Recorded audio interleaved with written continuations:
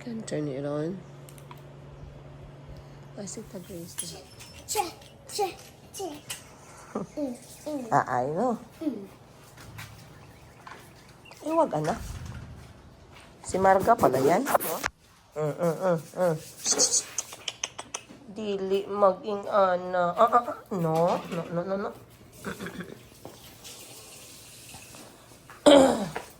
Walang tsinela si Chico dito. Good morning, Gracie. Wala na pala kayong itlog ni Mayumi. Wala na palang itlog. Bili tayo ng itlog. Shh, quiet. Okay. Caldi, can you play with them? We borrow your slippers so I can take Chico for a walk.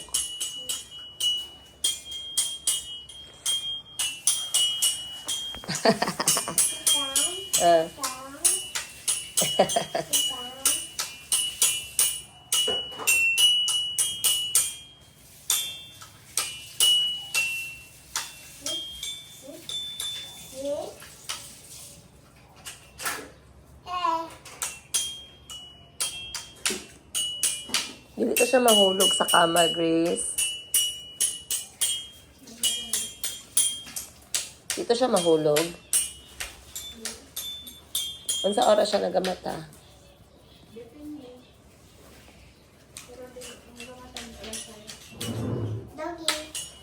Dito sa amo, alas 5 mata na siya.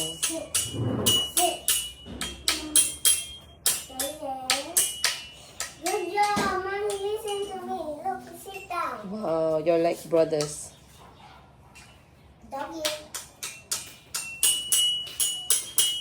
Mata na siya, gang. O, nanay, mama. Gising na si Mayumi. Andito kami sa bahay ni Ma'am Sheena, guys. Pumunta kami kagabi. Binisita namin si Mayumi. Dito ko muna siya pina-stay kasi dito sobrang tahimik. Wala kasi yung bunganga ng ate ko dito. Sobrang tahimik dito kasi nga si Ma'am Sheena ay nasa Thailand. So si Grace na lang po yung nandito. Si Grace naman, yung helper ni Madam Sheena na trusted, ay very close kay Mayumi. So hindi ako nagkakaproblema. Sa bahay kasi kulang yung tulog ni Mayumi kasi lagi po nag-iingay itong dalawa. Si Mayumi kailangan muna mag-recover sa kanyang ubo. So dito ko muna siya papahingahin. Pinupuntahan na lang namin. So kagabi dumating kami dito mga alas 9. Wow. Alas 9, pumunta kami dito. Dito na kami natulog. So, ngayon, kakagising lang din ni Mayumi alas 7 ng umaga. Mag-walking sana kami kasi nga hindi naman mainit. Pero bibigyan ko kayo ng tour dito sa labas ng bahay ng aking ate. Kapag wala yung ate ko, ganito lang yung bahay niya, guys. Tahimik lang. So, yung ate ko kasi, si Madam Sheena, mahilig yan siya sa... nag-greet na ba ako sa inyo? Good morning. Shut. No. No.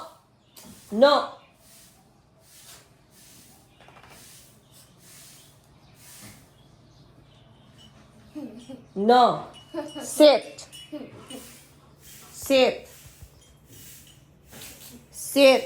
Listen to mama. Okay? Marga, sit. Ay. No fighting. You see, even they listen to mama. Good job. Look at Calbi and Chico, oh. They listen to mama too. Good job. Sit.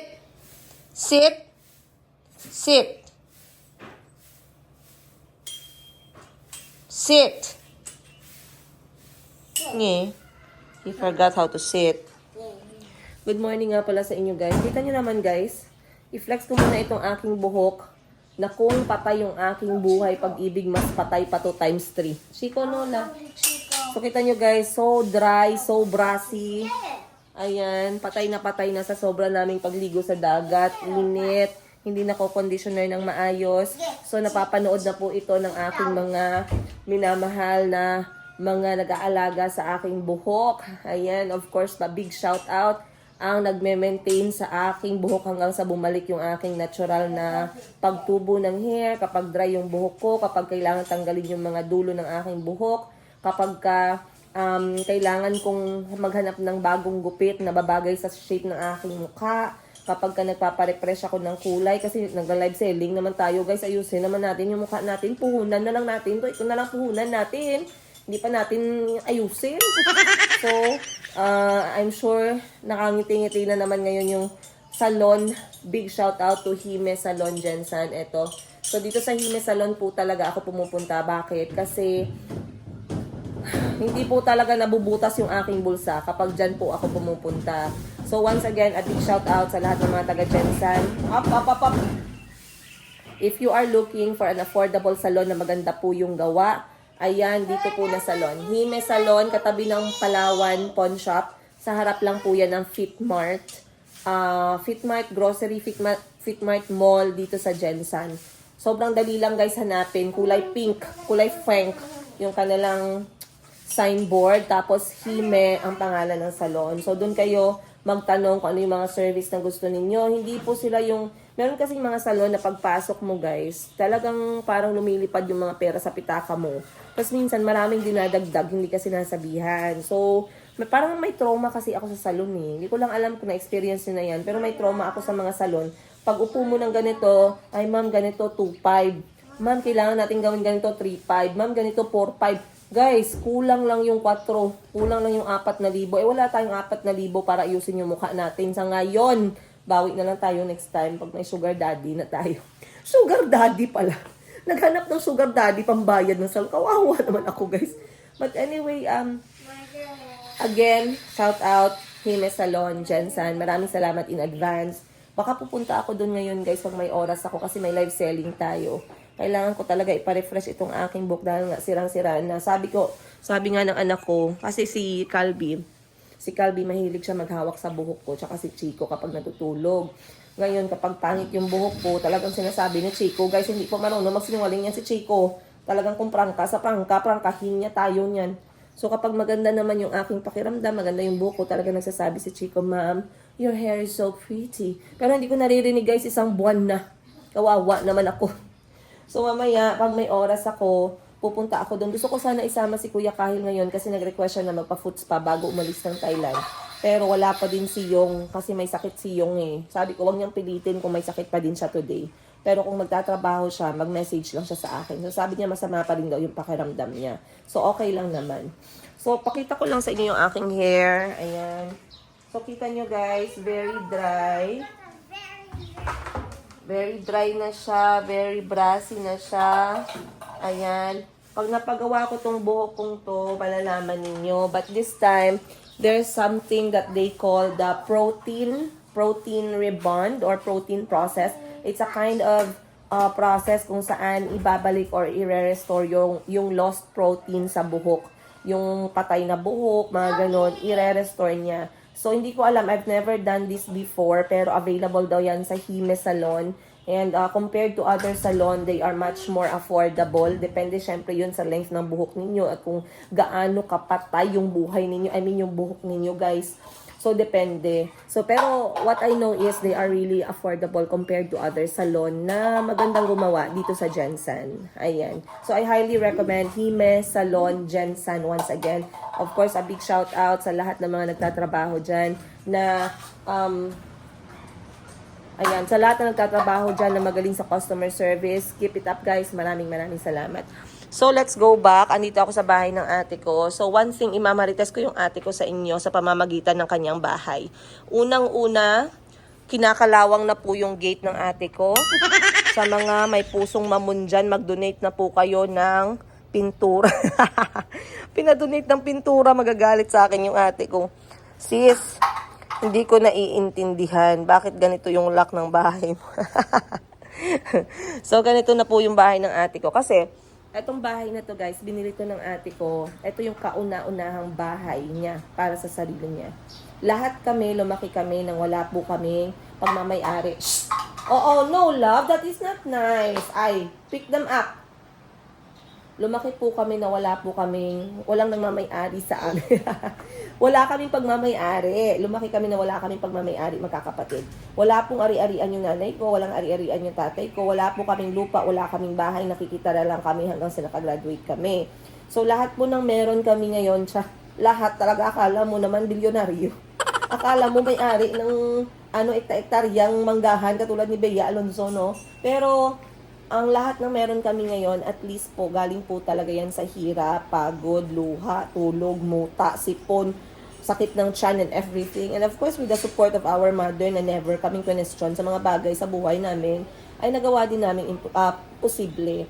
So, kay Madam Sheena tayo magmarites, balik tayo. So, si Madam Sheena, guys, working student din yan siya. Naalala ko, I was in college, first year university, si Atchi noon, mga nasa third year or graduating siya noon. Kasi kumuha siya ng management accounting, Mindanao University, Mindanao State University din. And she was working as a helper. Naging maid po yung ate ko, nagkuskus ng kubeta, nagkuskus ng bahay. Naging tindera po siya sa isang tindahan, naging social worker din siya. Naging tindera po siya ng Natasha at Abon.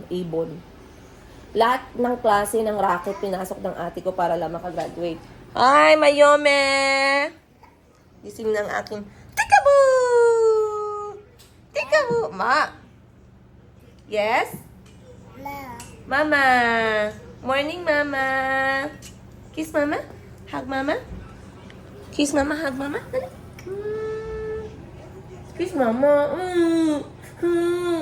Kiss, Mama. Hug, Mama. Hug, Mama. Hug. Hug, Mama. Hug, Mama, Chico. Hug, Mama. Dali. Kiss, kiss. Adi ka. Abi. Yes?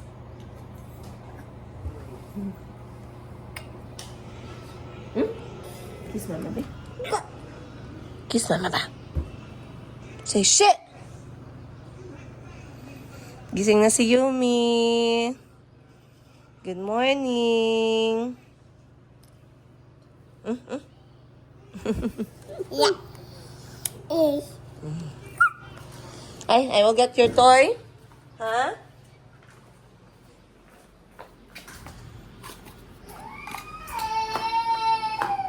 Ay.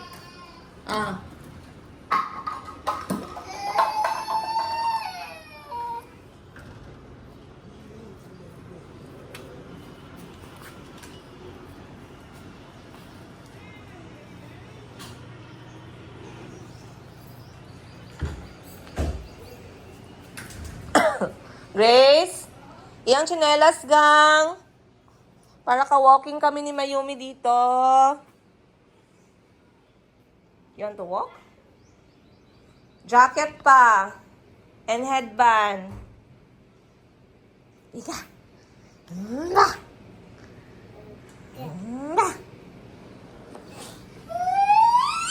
Wait lang. Tsinelas pa. So anyway, long story short, nakagraduate yung ate ko, guys.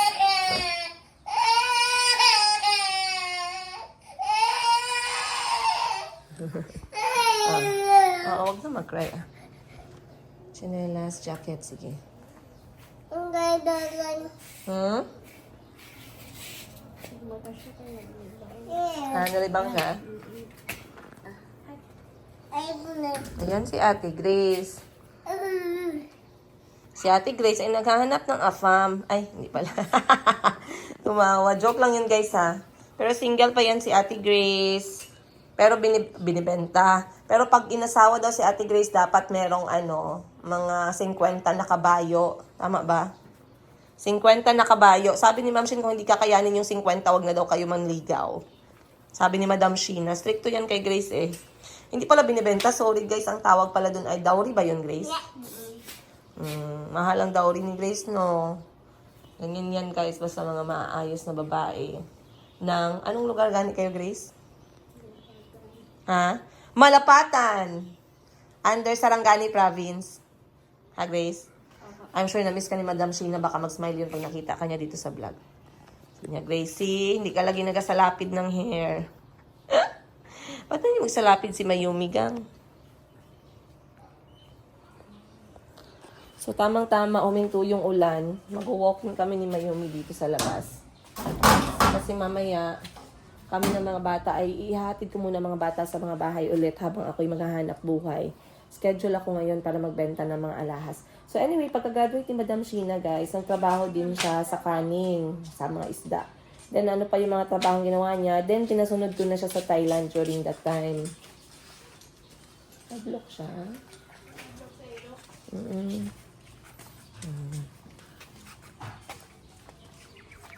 Peekaboo. Ha? Dito? Yan? Tala? Tala? Dito na, dali. Asus. Come. Alina. Hmm?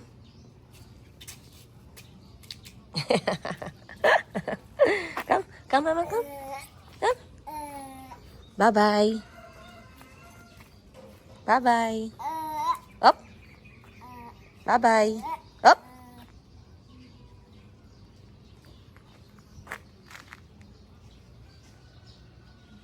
Come. Ta. Mm-hmm. Mm-hmm. Lakad-lakad muna kami ni Mayumi. Pero eto ang mga halaman ng aking ate kasi nung kasagsagan ng COVID, guys. Isa din yung ate ko talaga. Syempre, halos lahat naman tayo that time. Binuhos natin yung ating panahon sa mga halaman para lang hindi tayo ma-depress, malungkot, magnega-nega sa buhay. So, yung panahon na yon, isa din yung ate ko sa mga napagbuntungan niya yung mga halaman. Pero another sa ginawa ng ate ko that time, cross-stitch. Kasi nga, expert cross-stitcher. Expert cross-stitcher, tawag dun. At saka nag-hand paint din siya. So, other than that, may mga aso siya na nagpapabisi sa kanya. Pero, yun nga, naitawid naman yung COVID na lahat kami ay okay. So, masaya naman ako doon. Meron siyang aloe vera dito, guys. So, ayan. Wow. Dagat. Wow, aloe vera. Tapos dito, nabubuhay yung ate ko dito dahil sa maliit na kalamunggay ng kapitbahay. Sis, makalat yung labas, sis. Tawagan mo na yung pick up ng basura, sis, ha. Tambak na yung basura mo dito, oh. So anyway, itong bahay na to ang kauna-unahang naipundar ng ate ko na bahay, I believe. And then nasundan na ng ibang properties. Pero very proud siya sa bahay na to kasi nga ginapang niya din tong bayaran eh. Dinahandahan niya hanggang sa nabayaran niya. Pero regardless, ito kasi parang pre-love siya na bahay sa isang DC na subdivision. And regardless kung pre-love siya or kung ano yung sitwasyon niya, the important thing is sariling pera ng ate ko. Nagapang niya ng sariling pera. And kung bakit sa kanya ko iniiwan yung mga bata minsan at talagang all out siya sa mga anak namin kapag kinukuha niya. Si ate kasi wala pa siyang anak. So yung mga anak namin, anak niya na. Ayun.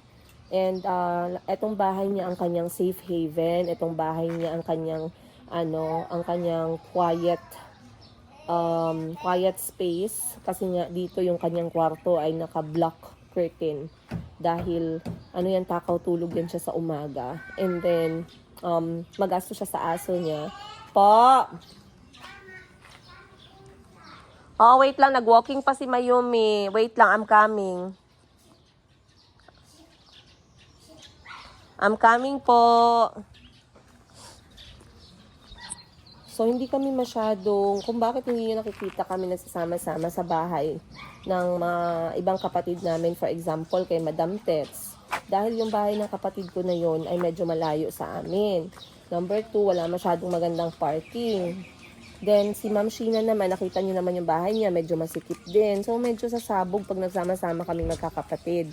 Sa bahay ko, ganun din. Doon maganda kasi sa labas ng bahay ko medyo nakakapag-relax. Pero yung pinaka-perfect na lugar sa pagkikita namin lagi, bahay talaga ni Madam Ten Gibbs kasi malaki at malawak po yung kanyang parking area. And pwede kaming mag-ingay doon. Walang nagagalit. Walang nagrereklamo na kapitbahay kahit nasintonado yung mga boses namin habang nagkakanta. So, yan si Madam Sheena. Ang ganda naman ng bahay pinapagawa niya. For sale na daw to guys. Oh, house and lot with extra lot. Akala ko house and lot with extra love. Bibilhin ko na sana kung may extra love. 240 square meter. Oy, ang big. Ang laki ha. Malaki siya. I like it. Bilhin ko yan bukas. Wag lang ngayon kasi umuulan. Anong connect? So anyway, I was saying, si Madam Sheena, very stricta. Very stricta sa lahat. Tanungin niyo yung mga staff niya. So, ang hinahawakan ng negosyo ko, other than sa mga negosyo ng ate ko, other than online business, is yung kanyang boutique at yung isa pa niya na merchandise shop kung saan halos lahat ibenta niya din doon. Then, nagbebenta din siya ng 18 karat Saudi gold katulad ko.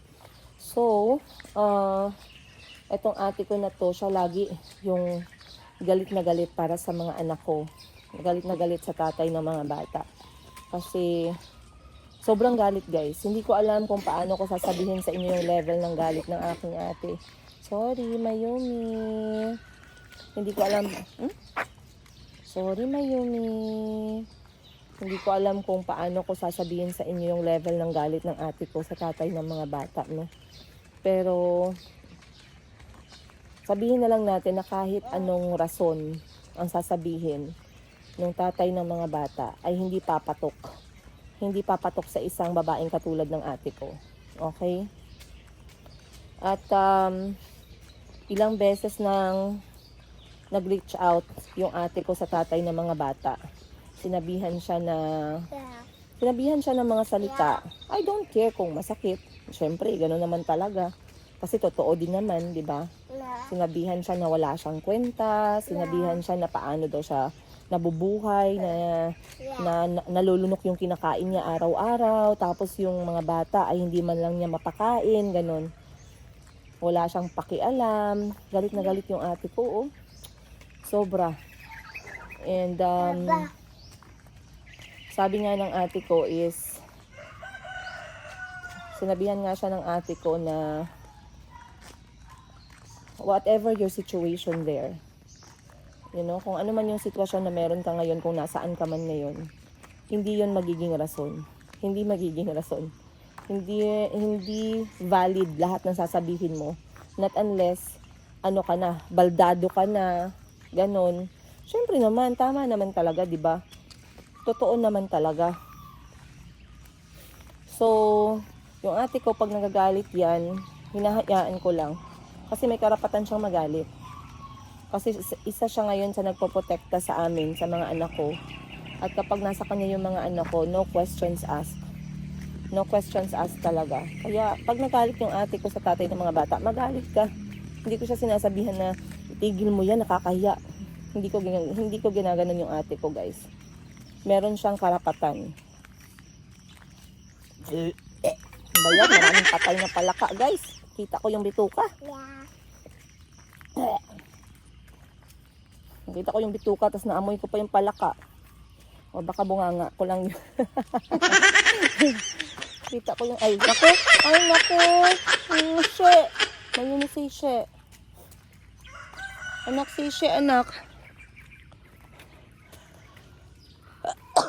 Huwag na maghawa kay mama, kay big girl ka na. Sige na, para matuto ka maglakad. Ay na.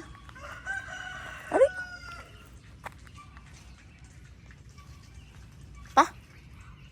Chico, Calvita na. Let's go. Kain tayo, dali. Kain na. Eat. Come. Eat na. Eat. Eat.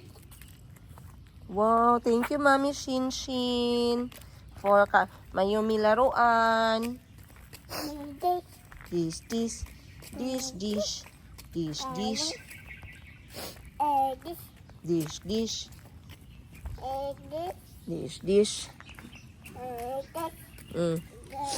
Natawa ako, may nag-comment dun sa video ko na in-upload ko.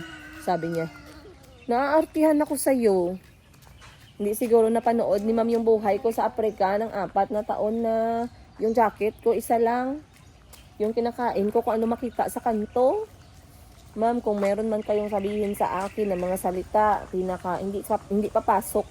Kung sa kategory, ilalagay niyo ako sa isang kategory, hindi papasok sa kategory ang maarte na word. Sa lahat ng kategory, malagay niyo pa siguro maldita. Minsan naman talaga, may pagkamaldita din ako. Malagay niyo pa siguro dyan, stricta. Totoo naman talaga. Malagay niyo pa siguro dyan, sawi sa pag-ibig. Totoo naman, hindi naman talaga ako mag-deny. Malagay niyo pa siguro dyan, maingay, kakablog, walang hiya. Sige, totoo, okay. Pero yung sabihin niyo maarte, ako mag-alma talaga ako. Hindi ako maarte, guys. Bahala na si Batman. Sabihin nyo na lahat, pero yung maarte na kategory, wala talaga ako dyan. Hindi ako nakapasok sa banga ng, ng maarte. Bakit ka maging maarte kung... Paano magiging maarte ang isang laki sa hirap, no? Paano maging maarte ang isang tao na lumaki ng isang kahig, isang tuka? Paano maging maarte ang isang tao na namuhay sa Africa from scratch? Just tell me. May nagsabi naman na marupok ka, ma'am. At some point in our life, nagiging marupok naman talaga ang all. Bakit ikaw hindi ka ba naging marupok sa buhay mo? Bakit pag may nakita ka bang tinapay na gustong-gusto mo, hindi mo mabinibili? Di ba marupok ka din? So ayusin natin yung mga salita natin, guys. Kasi may mga salita na hindi ko i-deny sa inyo. Shout out nga pala sa lahat ng mga taga-abroad dyan na nanonood sa akin. Maraming salamat. Sa lahat na nagmamahal sa amin ng mga anak ko, maraming salamat sa inyo. Alam na alam ninyo kung sino kayo. I will look at you guys eye to eye. Maraming salamat po sa pagmamahal ninyo. Sa totoo lang, guys, ganito lang tayo talaga kasi alam niyo naman, we cannot push ourselves down. Dapat yung number 1 cheering squad natin tayo. And nakakalungkot yung mga balita ngayon, no? Mga masasama at malulungkot na balita about sa mga depresyon, sa mga nanay na nawawalan ng buhay. Nakakalungkot. I don't want to talk about it very much kasi alam ko marami kayong mga nanay na nanonood ng mga video ko. Pero okay lang, laban lang tayo, guys. When you feel so low in your life, talk to someone. Okay? Talk to someone. Kasi ako, when I feel so low in my life, I tell my siblings immediately. Alam na alam nila yan. Kapag may nararamdaman akong something at I know na it's weird, sinasabi ko agad sa kapatid ko. And ina-actionan agad namin. So, talk to someone when you feel very low in your life. Do not just keep quiet. Don't be afraid. Huwag kayo matakot na i-judge kayo. Kung natatakot kayo na i-judge kayo, talk to a person. Talk to someone. I don't care who. Talk to someone. Yan lang sasabihin ko sa inyo. Huwag niyong sarilinin. And alam ko kapag minsan kasi we talk to someone pero that someone is not the right person, no? Pero you know what, guys? I will pray. I pray for you. I pray for you so hard. Now, whatever you're going through right now, you will get through it. Whatever you're going through right now, please keep a quiet time for yourself and pray, calm, meditate, open your eyes, and then try to appreciate the small things that you have and start from there. The fact that you are breathing, the fact that you are there alive, the fact that you can see or hug or touch those people that you love is a huge blessing. The fact that you can breathe the air, you can see the sunset, it means life is still there. So it's okay, keep on pushing you guys. Na umabot na kami guys sa Davao, kakalakad ni Mayumi habang tayo nagchichismisan. Wow! Where is Mayumi flower? Shit! Shit! Pa! Tara na! Shit! Galit na galit si Mayumi. Oh, tara. Ta! Pa na! Mayumi! Pa! Na! Alak ka!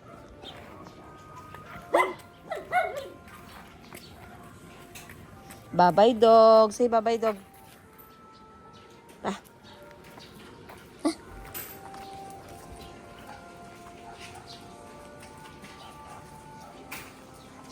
Huh? Gusto niya magpahawak. Yay! Gusto niya magpahawak. Gusto ko kasi hindi na siya humawak para mas maging confident siya maglakad. Pa, ayun na. Gusto magpahawak kay mama pala. Oh, pagilid pa. Pakain na tayo breakfast mo. Kapisil-pisil pa siya sa kamay ko. Pa, yan yung guys, habitawan ko. Ta, let's go. Asus. Asus. Asus. Huwag ka mag-pretend na hindi ka marunong maglakad, nak.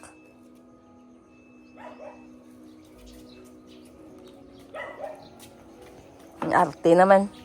Try natin, be. Be. Ta. Ayun na. Marunong ka man maglakad na, kahit wala si mama. Asus. Ay, kayo sige na. Good morning. Good morning. Good morning to you. Good morning. Good morning. And how do you do?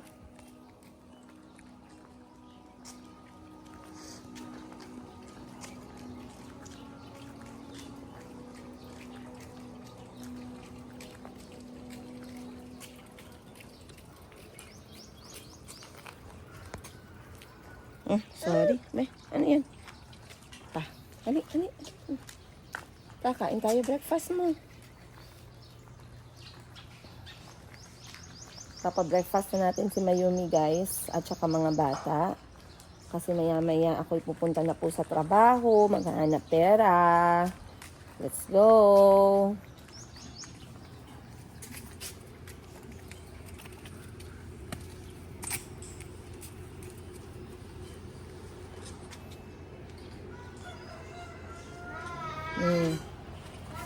Po.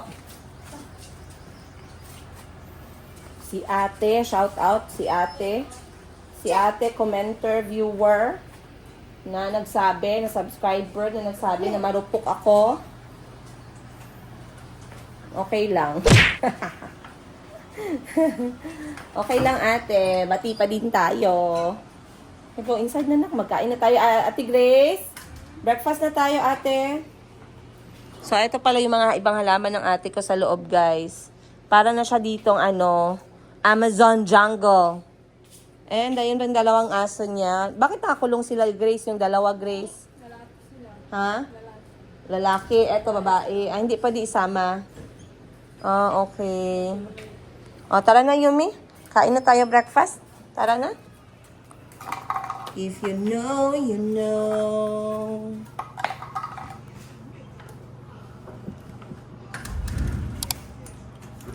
Wow, Calvin. Oh, nasaan si Chico?